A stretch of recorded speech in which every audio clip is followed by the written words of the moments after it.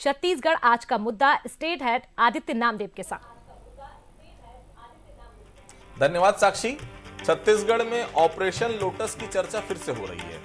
पूर्व मुख्यमंत्री भूपेश बघेल, दीपक बैज का जब बयान आया कि हमारे कुछ विधायकों से भारतीय जनता पार्टी के नेता संपर्क कर रहे हैं, फोन पर उनसे बातचीत की जा रही है। अभी फिलहाल हम देखें तो भारतीय जनता पार्टी सत्ता में है। सत्ता में रहने के बावजूद क्यों कांग्रेस के विधायकों से चर्चा करना चाह रहा है? कांग्रेस के लोग कह रहे हैं लगातार कि ऑपरेशन लोटस की तैयारी है। फिर विधायकों को लालच दिया जा रहा है, किसी को ईडी से डराया जा रहा है। तो डर के साए में क्या कांग्रेस है, या भारतीय जनता पार्टी वाकई में कांग्रेस के कुछ विधायकों को अपने पास मिलाना चाहती है? पहले एक रिपोर्ट हम देखते हैं, उसके बाद इस चर्चा को हम आगे बढ़ाएंगे। डर के साए में कांग्रेस।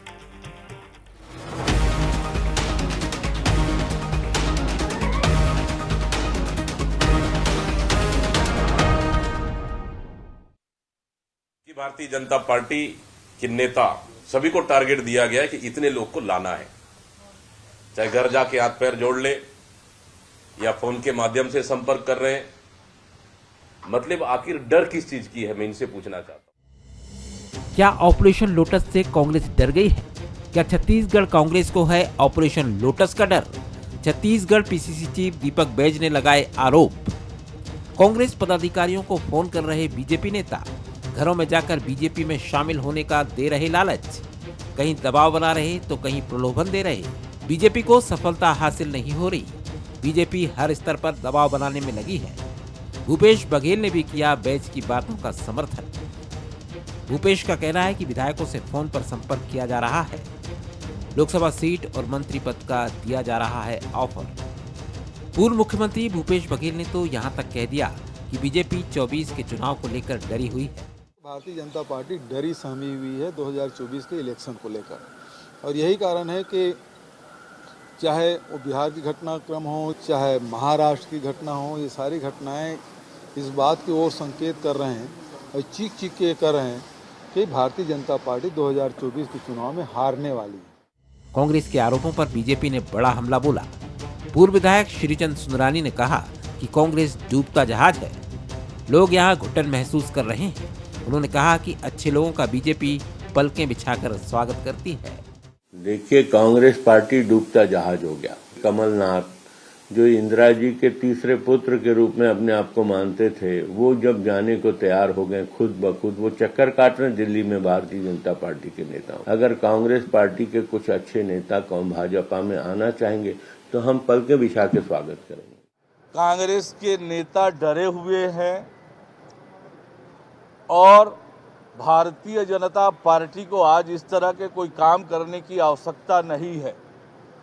जिस प्रकार से आज न केवल देश और प्रदेश की जनता नरेंद्र मोदी जी के साथ मजबूती से खड़ी है, भारतीय जनता पार्टी को किसी अन्य दल के विधायकों से न बात करने की आवश्यकता है, न बात कर रहे हैं।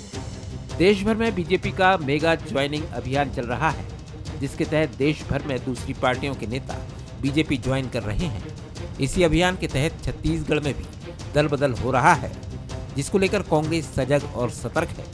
24 के चुनाव से पहले बीजेपी का ये मेगा अभियान क्या गुल खिलाएगा, इसका सभी को इंतजार रहेगा। गौरव शुक्ला, बंसल न्यूज, रायपुर।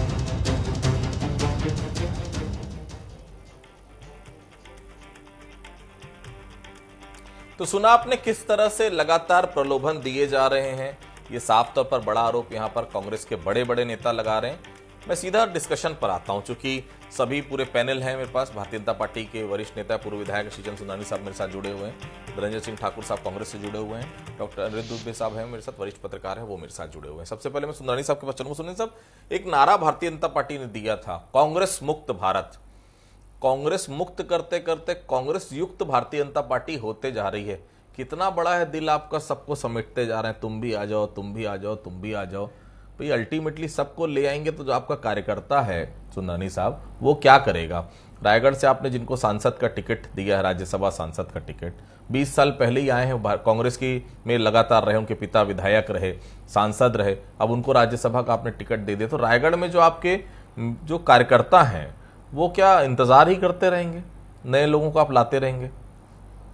देखिए आदित्य जी, भारतीय जनता पार्टी एक समुंदर है, राष्ट्र की नहीं पूरे विश्व की सबसे बड़ी राजनीतिक पार्टी है। जब बड़ा बनता है तो आदमी को बड़ा दिल भी रखना पड़ता है, और कहीं न कहीं अगर अन्य दल के लोग प्रभावित होकर, अच्छे लोग जो राजनीति में शुचिता की बात हम करते हैं, तो शुचिता का पालन भी हमको करना है। अगर अच्छे लोग भारतीय जनता पार्टी में स्वयं आना चाहते हैं, ये कांग्रेस अच्छे लोगों की परिभाषा भी डिफाइन करिएगा थोड़ा सा। नहीं, जिन्होंने राजनीति में त्याग किया है, जिन्होंने राजनीति में संघर्ष किया है, जिन्होंने इस देश के लिए काम किया है, इस प्रदेश के लिए काम किया है, वे अच्छे लोग जिनकी चरित्र साफ है, जिनके ऊपर कोई आरोप नहीं है, ऐसे लोग अगर भारतीय जनता पार्टी में आना चाहते हैं तो निश्चित रूप से हम उनका स्वागत करेंगे। अब रहा बात प्रलोभन देने की बात, तो हमें किस बात की जरूरत है? हमारे पास 54 विधायक ऑलरेडी है, 54 विधायकों का बहुमत हमारे पास है। हम कांग्रेस के एक भी विधायक न रहे तो भी 5 साल हमारी सरकार आराम से चलेगी, पर्याप्त बहुमत है। कांग्रेस टोटल 35 सीटों पे है, 5-10 विधायक अगर हमारे पास आ भी जाएंगे तो उससे हमको क्या लेना देना, हमको क्या फायदा होगा जो हम प्रलोभन दे रहे हैं? भूपेश बघेल जी बोल रहे हैं, दीपक बैज जी बोल रहे हैं, कोई हाथ जोड़ रहा है आ जाओ, तो कोई फोन पे बेबुनियाद आरोप है। ये अपने डर से डरे हुए हैं, अपना जनाधार इनको खिसकता नजर आ रहा है। छत्तीसगढ़ में भारतीय जनता पार्टी ने जिस प्रकार इनकी 5 साल की सरकार के काले कारनामों को जनता के बीच में लाया, उससे जिस प्रकार कांग्रेस पार्टी कमजोर हो गई है, आने वाले समय में हर आदमी जानता है कि छत्तीसगढ़ की 11 सीटें लोकसभा की भाजपा जीतेगी। इसलिए कांग्रेस के वे लोग जो चुनाव लड़के सांसद बनना चाहते हैं, कहीं न कहीं वो इस फिराक में कहीं भारतीय जनता पार्टी हमको शामिल कर दे और टिकट दे दे। कमलनाथ धनंजय जी, आप लोग अपने लोग को रोक क्यों नहीं पाते हैं? भाई जिस पार्टी ने यहां तक पहुंचाया, भाई कांग्रेस का नाम लेकर, कांग्रेस का चुनाव चिन्ह लेकर जो जीतते हैं, जीतने के बाद क्या जो एक मैं कह दूंगा कि किसी भी, मैं अगर किसी प्रोफेशन में काम कर रहा हूं, जिस चैनल में काम कर रहा हूं, अनुज जी जिस अखबार में काम कर रहे हैं, क्या कुछ नहीं सोचते उसके बारे में? कोई अगर ऑफर दे रहा है, ऑफर क्या, कुछ आरोप सीधे तौर पर आप लोग ला रहे हैं, ईडी की धमकी, तो ईडी की धमकी क्यों? धनंजय जी, इतने सारे लोग अरेस्ट हुए, इतने सारे लोगों का नाम एफआईआर में आया, किसी का महादेव में, किसी कोयले का, धनंजय सिंह ठाकुर का तो नाम नहीं है। और धनंजय सिंह ठाकुर के घर में ईडी आ भी जाएगी तो फर्क क्या पड़ता है? डरेगा वही ना जो गलत काम किया हो। धनंजय जी देखिए, आदित्य जी हमने बहुत अच्छी बात कही है कि ईडी, सीबीआई, आईटी अगर किसी के घर में आ जाए ना तो कोई फर्क नहीं पड़ता, लेकिन जब उसको बदनीयती से एक राजनीतिक उपयोग के लिए सिर्फ दुर्भावना के तहत किसी के घर भेजा जाता है ना, तब बहुत प्रभाव पड़ता है। और आप देखेंगे बीते 10 वर्षों में नरेंद्र मोदी जी की सरकार इस देश की जनता के किसी भी वादे को पूरा नहीं कर पाई है। ना तो रोजगार दे पाई, ना महंगाई कम कर पाई, ना किसानों से वादा पूरा कर पाई, ना युवाओं से वादा पूरा कर पाई। 10 साल तक सिर्फ भाषण सुनाते रहे, और भाषण सुनने से किसी का पेट तो चलता नहीं, ना धंधा चलता है। तो ऐसे में अब जो 2024 के जो चुनाव हैं, इस चुनाव में आरएसएस का उस इंटरनल रिपोर्ट को हमको अध्ययन करना चाहिए, जो उनके एक संस्था द्वारा जो खबर जो जिसमें निकलती है, क्या उसमें पत्रिका, जिसमें लिखा हुआ है कि नरेंद्र मोदी के चेहरे के दम पर 2024 का चुनाव नहीं जीता जा सकता। ये आरएसएस का रिपोर्ट बताता है। उसके बाद जिस प्रकार से हड़कंप मचा हुआ है, क्योंकि मोदी जी और शाह जी के अलावा भाजपा में किसी चलता तो है नहीं, टोटल डिक्टेटरशिप है वहां पर, और भयभीत तो नरेंद्र मोदी जी है, क्योंकि विपक्ष में कांग्रेस है, कांग्रेस के पास मजबूत लीडरशिप है जो जनता की आवाज लगातार उठा रहे हैं। तो इनको भयभीत करो, डराओ। ये बुलेट का मत कहूंगा, ईडी अगर आती है तो बुलेट समझूंगा मैं, बंदूक दिखाकर हमारे नेताओं को डराया धमकाया जाता है। और स्वाभाविक सी बात है, एक सज्जन व्यक्ति, सम्मानित व्यक्ति के ऊपर दुराचार के या किसी प्रकार के झूठे आरोप जब लगते हैं ना, चरित्रहरण की बात जब होती है, स्वाभाविक सी बात है मॉरल डाउन होता है। और ये काम नरेंद्र मोदी की सरकार इन संस्थाओं के माध्यम से कर रही है, क्योंकि भाजपा के पास ना तो संसद चुनाव जीतने वाले कोई उसके नेता बचे हैं। अब मैं तो 2-4 उदाहरण बताऊंगा। मुझे बड़ा दुख होता है भाजपा नेताओं को और वहां कार्यकर्ताओं को लेकर। एक दलगत राजनीति से ऊपर उठ के बात करूंगा।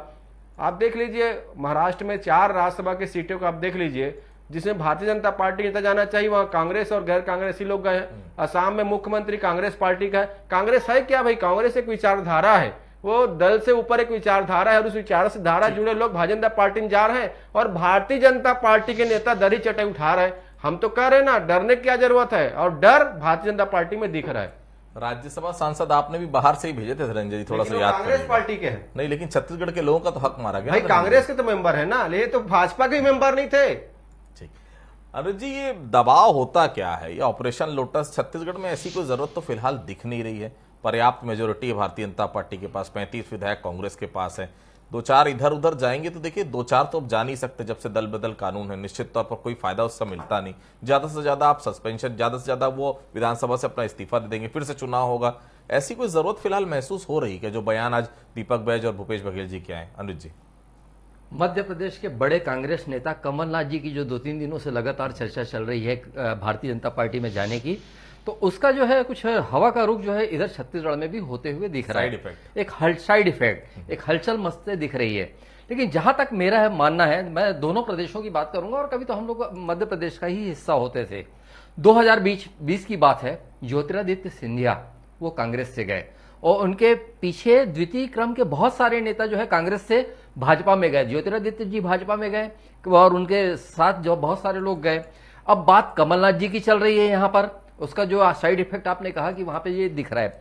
और जहां तक कि देखिए, आज मैं दीपक बैज जी प्रदेश कांग्रेस अध्यक्ष है, उनकी एक मैं बाइट देख रहा था, उसमें उन्होंने कहा कि भारतीय जनता पार्टी से बेशर्मी से यहाँ पे जो हमारे संगठन के लोगों के पास फोन आ रहा है और ओम माथुर जी के दफ्तर से जो है हमारे लोगों के बीच फोन आ रहा है कि भारतीय जनता पार्टी ज्वाइन कर लो।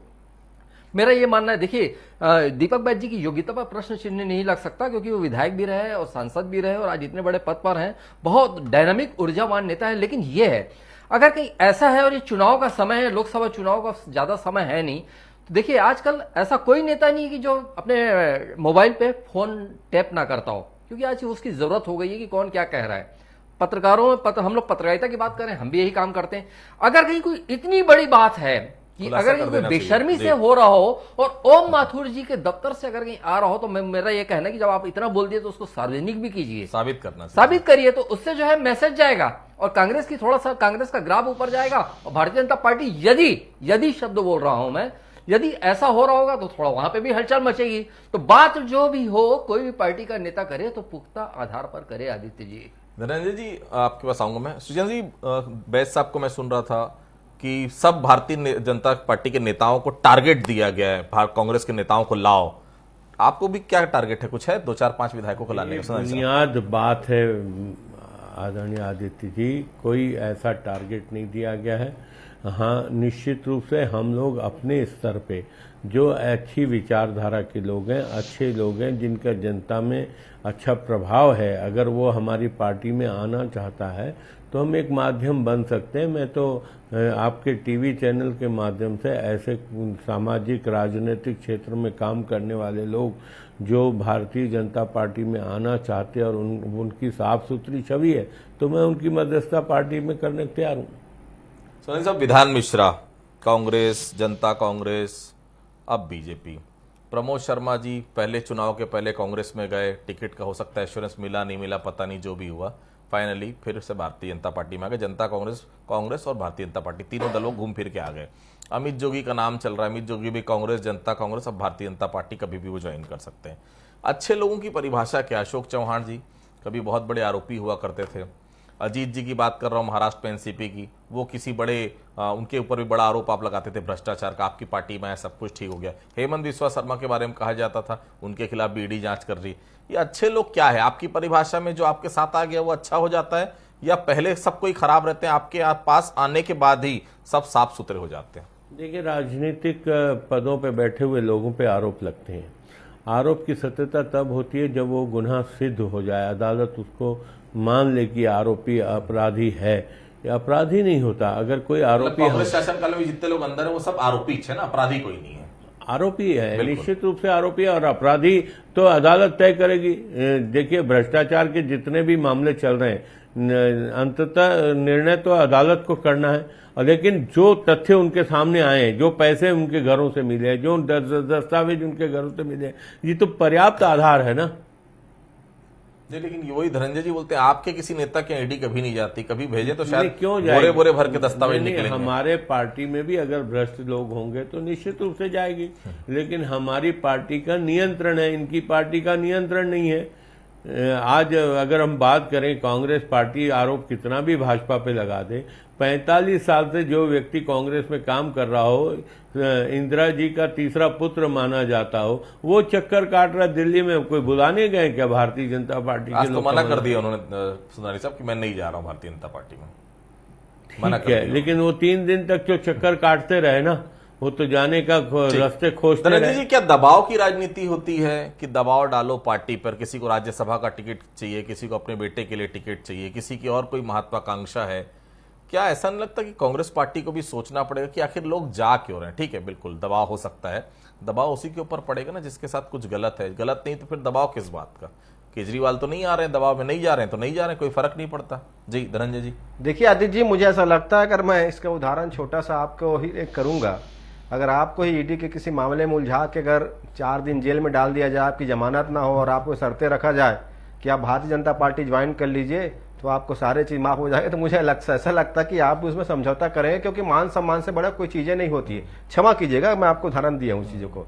दूसरी बात आप देख लीजिए ना, कलकत्ता में भारतीय जनता पार्टी के विपरीत दल की शिकायत सरकार है, दिल्ली में, पंजाब में, आपका वहां देख लीजिए झारखंड में क्या हो रहा है, आज वहां क्या हो रहा है, मध्य प्रदेश में भारतीय जनता पार्टी को नकार दिया गया था, वहां पे क्या हुआ, दबाव बनाकर ही तो किया गया ना। ये तब होता है जब आदित्य जी, जब आप जनता से किए वादों को पूरा नहीं करते हैं, जनता के लिए आप कोई काम नहीं करते हैं और आपके पास एक फीडबैक आ जाता है कि जनता आक्रोशित है, जिसको अंदर करंट कहते हैं, और आपकी सत्ता की चारों पाया हिल रही है। और ऐसे में एक सुलभ और अच्छा तरीका ये होता है कि विपक्षी दल के जो बड़े नेता हैं, जो जनता की छवि है, जनता का जो चेहरा है, उन चेहरों को डराओ, धमकाओ, उसके चरित्र हनन करो, उसके परिवार पे दबाव बनाओ, उस पर नैतिक दबाव बनाओ और उसको अपने पार्टी मिलने के दबाव बनाओ। तो अब वो ये होता है कि वो जनता की लड़ाई लड़ रहा है, तो वो उस पार्टी में कैसे भी करके आ जाए और जनता की जो आवाज उठाया जा रहा है वो कमजोर पड़ जाए। अगर नरेंद्र मोदी जी ने 10 सालों में देश की जनता के लिए कुछ काम किया होता तो मुझे नहीं लगता उसके इन प्रकार के कामों करने की आवश्यकता पड़ती। ईडी, सीबीआई, आईटी, अभी खुद यहाँ पे हमारे पूर्व विधायक सुंदरानी जी कह रहे हैं कि आरोप लगाने से कुछ नहीं हो जाता। यही तो हम भी कहते हैं कि ईडी, सीबीआई, आईटी सिर्फ आरोप लगाती है और भारतीय जनता पार्टी के जो सबसे बड़े नेता हैं उसको अपराधी साबित कर देते हैं, चरित्र हनन किया जाता है। तो जिसपे आप आरोप लगाते हो उसको पार्टी में आप बुला के उसका चरण वंदना करते हो, फूल माला बनाते हो, मिठाई खिलाते हो, तिलक लगा के उसको राशन में आप भेज देते हो, तो आपका नीति बची क्या? दूसरी बात, ये तो भारतीय जनता पार्टी नेताओं का भी अधिकारों का हनन है ना, लेकिन वो डरे हुए हैं। मोदी जी और शाह जी के आगे किसी भाजपा नेताओं की चलती है क्या? कल ही के कार्यक्रम में देख लो, इनके अधिवेशन में जिस प्रकार से राजनाथ सिंह जी डरे हुए थे, फूल के माला को अंदर डालते फिर बाहर करते हैं, नड्डा जी को हटा दिया जाता है। तो ये स्थिति है भाजपा में, तब बाकी लोग क्या करेंगे? ठीक, कुछ सवाल कर रहे थे सुदानी साहब जी। आदित्य जी, मैं धनंजय ठाकुर जी से पूछना चाहता हूं, उन्होंने अपनी बात में कहा कि आरएसएस की एक मुखपत्र में छपा है कि मोदी जी के नेतृत्व में भारतीय जनता पार्टी नहीं जीत सकती और 2024 के चुनाव में शायद भारतीय जनता पार्टी सरकार नहीं बनाने जा रही है, इस प्रकार का उनके मन में संशय है। तो आज पूरा देश कह रहा है मोदी जी के नेतृत्व पे विश्वास कर रहा है, और कहां आरएसएस के मुखपत्र में दिखा? आप बताइए। आप बेबुनियाद बात, आप टीवी में बैठ के, आज चैनल में बैठ के आप बेबुनियाद बात करते हैं, बेतुकी बात करते हैं। दूंगा जी, प्रूफ दे दीजिए। देखिए, अब भारतीय जनता पार्टी के नेताओं को ना आरएसएस के ऊपर ही भरोसा नहीं है, जिसके मुखपत्र पर छपा हुआ है, ये पूरे नेशनल बना था। अरे सुन भाई, आप प्रमाण दो ना, मैं दे रहा हूँ, भरोसा नहीं, मैं दे रहा हूँ। अरे हम तो स्वयं सेवक हैं, दे रहा हूँ, तो भारतीय जनता पार्टी के स्वयंसेवक हैं, हम हिंदू हैं, हम गर्व से कहते हैं। अरे सुनिए ना, मैं तो आपके जाति पे सवाल नहीं उठा रहा हूँ, आपके जाति पे सवाल नहीं उठा पा रहा हूँ, सुन लीजिए बात को। और आप जो मोदी का ढिंढोरा पीट रहे हैं ना, पूरा देश कर रहा है, कोई देश के लोग नहीं कर रहे हैं, विश्व मान रहा है, कौन मान रहा है? क्या पाकिस्तान में जाके आप मोदी जी चुनाव लड़ना है क्या? या देश में 80% आबादी उनके खिलाफ खड़ी हुई है, पूरे देश की बात आप करते हैं। 80% अगर मोदी जी की इतनी लहर है तो बैलेट में चुनाव लड़ ले। क्यों कांग्रेस नेताओं को डरा धमका रहे हैं? क्यों विपक्षी दल के नेताओं को सरकारों को बर्खास्त कर रहे हैं? दूध का दूध और पानी का पानी हो जाएगा। आ जाना, आप में क्षमता है, आप लहर बता रहे हो, बैलेट में चुनाव लड़ लो, लड़ लो बैलेट में चुनाव। आपका मोदी जी डरा हुआ है, भाजपा डरी हुई है कि 2024 में भारतीय जनता पार्टी हार रही है, और इसीलिए विपक्षी दल, चाहे वो पश्चिम बंगाल की सरकार हो, चाहे दिल्ली की सरकार हो, चाहे झारखंड की सरकार हो, जनता की चुनी सरकार की हत्याएं भारतीय जनता पार्टी करवा रही है, लोकतंत्र की हत्याएं करवा रही है, और कहते हैं मोदी का लहर है। अरे मोदी का लहर होता ना तो आपको किसी दल के नेता के चरण में जाने की जरूरत नहीं पड़ता, अपने दल के लोगों को आप सांसद बनाते, विधायक बनाते, पता है आपके पार्टी में कोई ऐसा व्यक्ति जनता के नेता हो। धनंजय जी, अनिरुद्ध भाई साहब, भारतीय जनता पार्टी तमाम कांग्रेस के और दूसरी पॉलिटिकल पार्टीज के नेताओं को धीरे धीरे जो है वो अपनी पार्टी में लेते जा रही है। ये क्षणिक रूप से लाभ हो सकता है, लॉन्ग टर्म पे दिक्कत करेगी ये सब तमाम चीजें? अनिरुद्ध जी, देखिए क्या है कि मैं पूर्व में भी कहा कि मध्य प्रदेश का जो साइड इफेक्ट, मैंने मध्य प्रदेश का अपने साइड इफेक्ट, मैं साइड इफेक्ट शब्द से सहमत हूं। अभी की स्थिति में ये जरूर हुआ कि जनता कांग्रेस जो हुआ करती थी या अभी भी है, तो उसमें जो पूर्व में रहे हुए थे, प्रमोद शर्मा जो पूर्व विधायक रहे और विधान मिश्रा जो पूर्व मंत्री रहे, पूर्व विधायक रहे, उन दो लोगों का जाना हुआ भारतीय जनता पार्टी में। लेकिन उससे कोई छत्तीसगढ़ में कोई बहुत हलचल नहीं मच गई। हाँ, हलचल तब मची थी कि धर्मजीत सिंह जी जब वह भारतीय जनता पार्टी में प्रवेश किए थे विधानसभा चुनाव के पहले, और फिर वो भाजपा ने उनको टिकट भी दी तखतपुर से और वो जीते। अभी सदन में हैं, तब जरूर वहां पे उनके जाने से हलचल मची थी। आज की तारीख में जो है किसी भी विपक्ष की मैं बात कर लूं, किसी भी विपक्षी पार्टी से ऐसे किसी चेहरे की कांग्रेस में भाजपा में जाने की बात सामने नहीं आई है। हाँ, टी.एस. सिंहदेव जी से लगातार सवाल होता है, समय समय पर होता है, और अभी हाल में फिर हुआ कि आप भारतीय जनता पार्टी में जा रहे हैं। सिंहदेव साहब ने फिर कहा कि मैं कांग्रेस जो है किसी स्थिति में नहीं छोड़ सकता, और ये आज से नहीं, बहुत लंबे समय से सवाल होते आ रहा है। तो मुझे ऐसा लगता है कि एक हाइप क्रिएट हो गया, एक वातावरण बन गया जो मध्य प्रदेश में जो है वहां पे जो चर्चा चल रही है, तो यहां पे भी एक हो गया। लेकिन कोई पुख्ता प्रमाण कहीं भी किसी भी पार्टी की ओर से ये नहीं आया है कि कोई हमारे यहां आ रहा है, और ना ही ये कोई बता पा रहा है कि कौन जा रहा है। और अगर ये जाने के पीछे अगर ये फोन में भी अगर ये कोई बातचीत हुई हो, कोई टेप हुआ हो, तो सामने भी तो लाया जा सकता है। सोनाली साहब, टी.एस. सिंहदेव साहब ने बहुत पहले कहा था कि मुझे भी फोन आते हैं शामिल होने के लिए, लेकिन आज तक वो शामिल हुए नहीं। उनको भी आप लोग चाह रहे हैं कि भारतीय जनता पार्टी में शामिल हो जाएं। अब भाई इस बार तो विधानसभा भी हार गए, तो क्यों शामिल करना चाह रहे, इसके पीछे की थोड़ा सा वजह बताएंगे। आदित्य जी, ये सारे नेता अपने दल में अपना वजन बढ़ाना चाहते हैं। ये बोल बोल कर कि भारतीय जनता पार्टी के नेता हमें बुला रहे हैं, इनका वजन बढ़ने के बजाय इनका वजन कम होता है। बिकाऊ चीज को ही लोग वो बोलते हैं, खरीदा उसी को जाता है जो बिकने वाला होता है। कहाँ ये अपने अस्तित्व समाप्त करने में खुद लगे हुए, अब चुनाव हार गए बाबा। छोटा सा जवाब, टी.एस. सिंहदेव साहब भी लगातार कहते हैं, उनको भी कई बार कहा गया, लेकिन वो दबाव में नहीं आए। बाकी कांग्रेस के नेता ऐसा क्यों नहीं, क्यों दबाव में आ जाते हैं? भाई बाबा भी बड़े नेता हैं, दबाव में डालते तो अभी तक भारतीय जनता, उन्होंने साफ कहा जब तक हूं कांग्रेस में मैं राजनीति छोड़ना पसंद करूंगा, लेकिन कांग्रेस को छोड़ना पसंद नहीं करूंगा। धनंजय जी, लास्ट सवाल। देखिए आदित्य जी, एक पहले छोटा सा जवाब दे दूं। अभी मेरे साथी प्रवक्ता सुनाई जी कह रहे थे कहां छपा हुआ, द ऑर्गेनाइजर है आरएसएस की मुख्य पत्रिका, इसमें छपा हुआ है भाजपा को नसीहत, मोदी मैजिक और हिंदुत्व की चुनाव जीतने के लिए काफी नहीं है।